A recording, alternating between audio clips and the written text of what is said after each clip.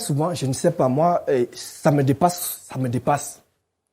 Quand on arrive, par exemple, sur les réseaux sociaux et autres, et qu'une personne veut se lancer nouvellement dans l'agriculture, et quand on donne la recommandation, toujours la même phrase qui revient.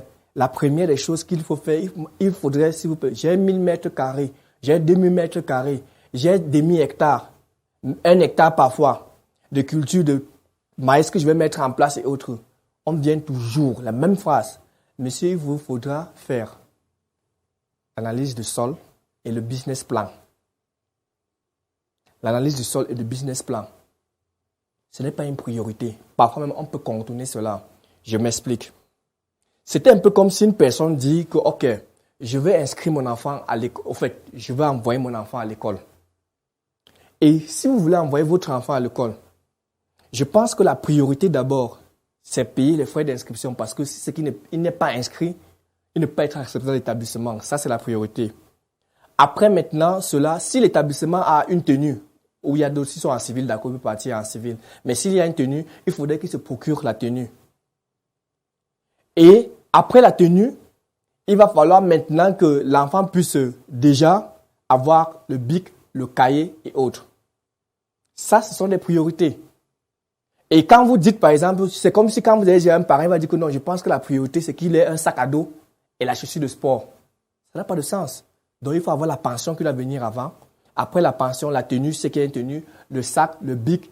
Et maintenant, s'il vous plaît, en ce moment même pas le sac, le cahier, le livre, en ce moment, le sac même, ça peut être utilisé comme par... Je ne pense pas qu'il y a un parent, ou en fait, il y a un enseignant qui est venu dire à l'enfant de sortir parce qu'il n'a pas acheté le sac à dos.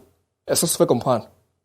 Mais le sac à dos a sa place pour pouvoir faciliter le transport de ses cahiers et livres. C'est la même chose qu'on fait en agriculture.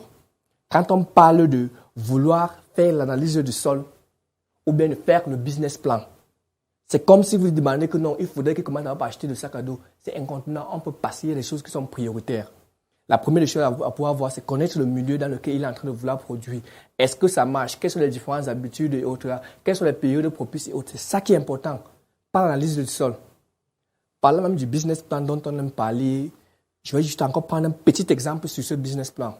S'il vous plaît, vous pensez que quel expert pouvait prévoir business plan à ne pas confondre avec le compte d'exploitation prévisionnel? Là, c'est bien. Il faut prévoir ce qu'on va dépenser. Mais le business plan, quel expert pouvait au Cameroun prévoir que au mois de juin, on vendra le cajou de tomates à 1000 francs? Jamais aucun expert ne pourra mettre ça dans le business plan. Parce que c'est le marché qui a dicté. On a eu le corona qui est arrivé, fermeture des frontières, chute des prix. Il n'y a pas de transformation. Raison pour laquelle aucun expert ne pourra prévoir cela. Parce que ça n'était jamais arrivé depuis 1990, d'après ce qu'on disait.